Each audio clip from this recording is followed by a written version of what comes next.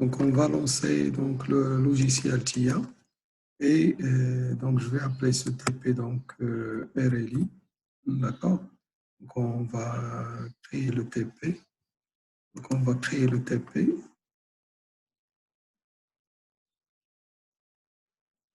Voilà, donc configurer l'appareil. Donc, on va ajouter un appareil. Donc, normalement, les automates qu'on a, c'est deux automates, comme on a dit tout à l'heure, donc deux automates 315F2DP. Donc, ils font partie de la famille 300. Donc, ces automates donc, sont équipés du Profinet et Profibus. Donc, le 2PN-DP, PN, c'est-à-dire l'automate, il est équipé de Profinet et aussi le DP, ça signifie que l'automate est équipé aussi de Profibus. Bon, puisque donc, on a la version G14, donc c'est la deuxième version de ce type d'automate, donc il y a un automate normalement de sécurité.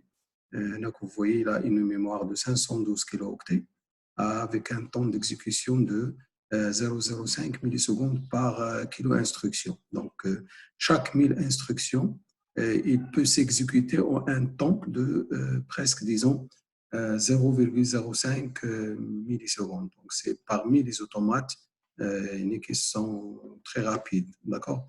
Donc, si on prend une 314 de TP, c'est autour de 0,1 millisecondes par kilo instruction.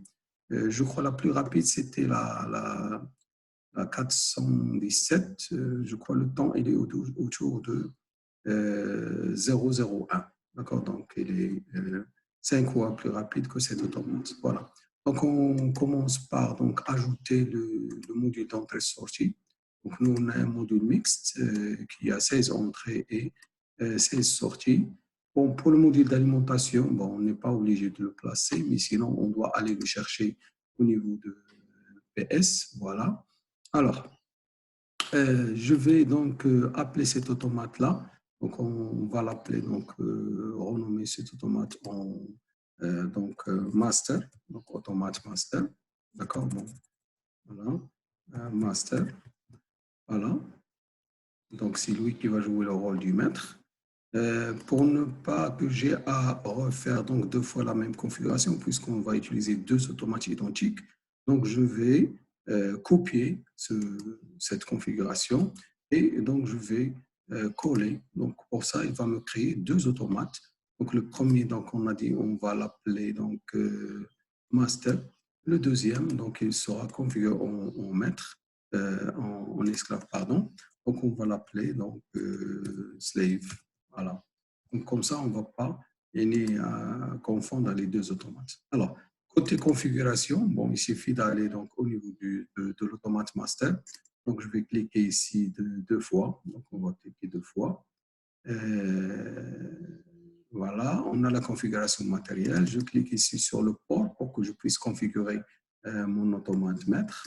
D'accord? Donc, là, donc, on va vers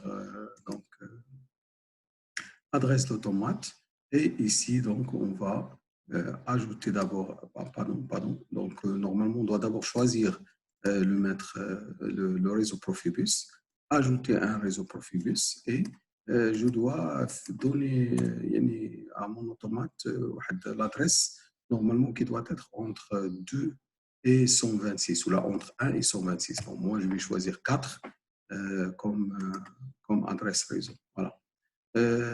Ensuite, bon, c'est-à-dire, bon, si on doit configurer le mode de fonctionnement, bon, par défaut, c'est en mode maître, d'accord? Voilà. Et je vais aller donc configurer mon esclave. Donc, on va cliquer ici. Je vais cliquer sur le réseau. Voilà, je vais aller vers adresse donc pour choisir réseau Profibus. Je vais lui donner comme adresse numéro 5, par exemple.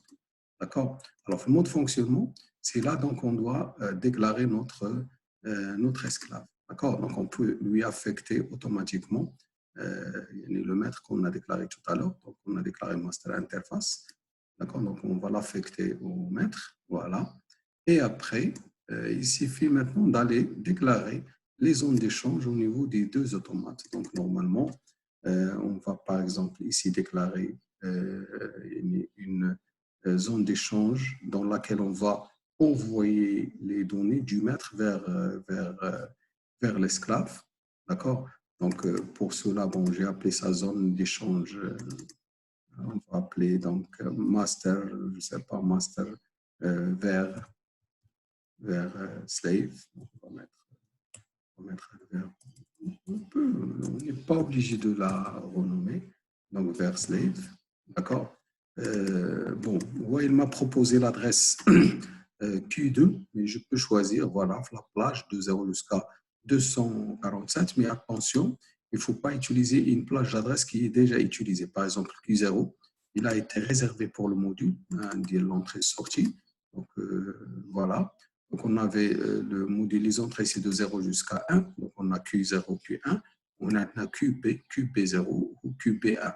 Donc, si je veux donc configurer mon esclave, donc il faut faire attention à ne pas donner des adresses qui sont déjà déclarées ou déjà utilisées.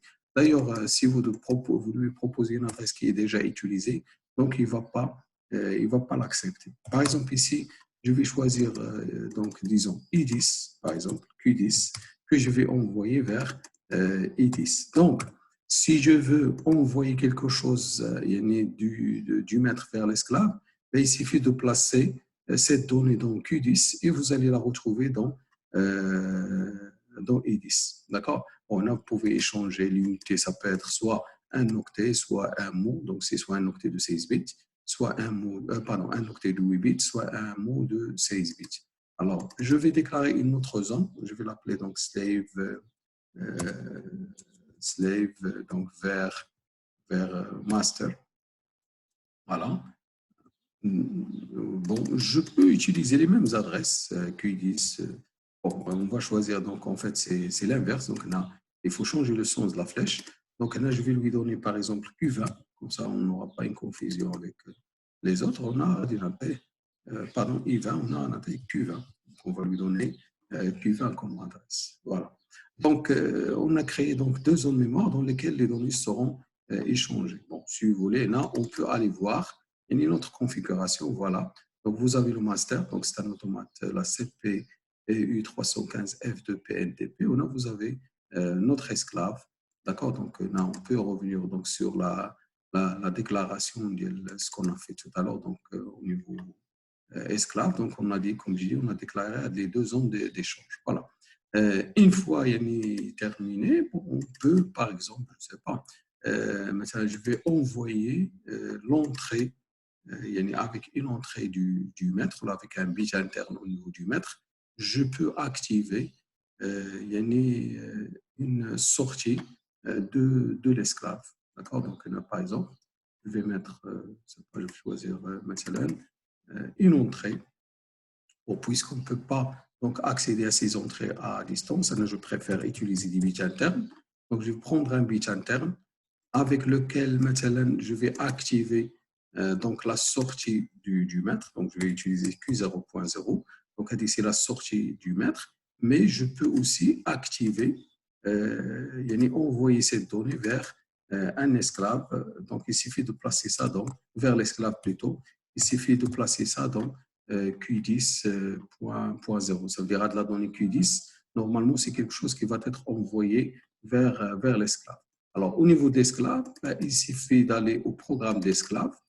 D'accord? Donc, ici, au niveau de l'esclave, on va donc récupérer cette sortie du maître donc, qui est placée à I10.0 et on va l'envoyer vers la sortie de l'esclave. Donc, automatiquement, lorsqu'on va activer le M00 au niveau du maître, donc lorsqu'on va mettre un 1 au niveau de ce M00, il va activer, il va envoyer ça vers Q10. Donc, ce Q10, on peut le récupérer au niveau du Q20, donc, pardon, de I20, ce qui va être envoyé après à la sortie de l'esclave. D'accord? Voilà. Donc, on commence, il faut d'abord charger les deux programmes, donc les deux stations. Donc, je vais par exemple charger le programme de la station 1.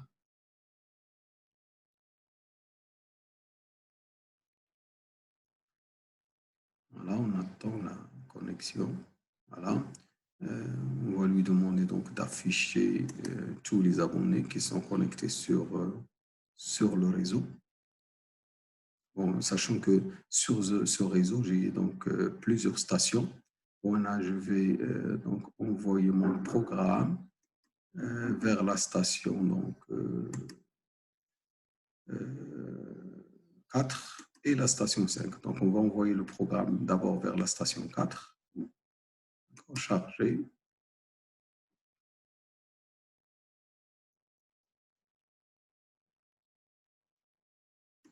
Il va créer adresse virtuelle pour la carte du PC. J'aurai un autre message que je dois valider aussi par OK. Voilà. Et après, il va commencer le chargement.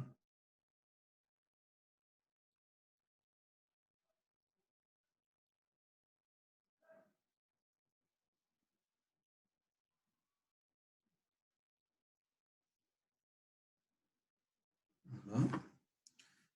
Compilation, donc je crois qu'il n'y a pas d'erreur. Donc, voilà, charger.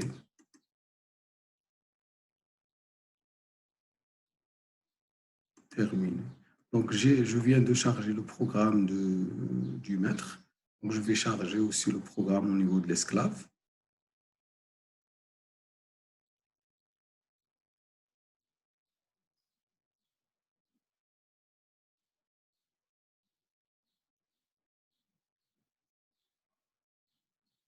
Voilà, on va charger le programme au niveau de l'esclave. Donc, l'esclave, donc on va prendre l'adresse 5 donc pour l'esclave. Pour ne pas avoir un problème au niveau des adresses IP, donc je vais essayer de changer l'adresse de l'esclave. Donc, je vais changer l'adresse IP de l'esclave donc avant de charger, puisque mes automates sont déjà connectés en profil net aussi. Donc, pour ne pas avoir un conflit d'adresse, donc je vais donner à l'esclave l'adresse 5 au niveau de l'adresse IP. Voilà. Je vais lancer la recherche. Voilà.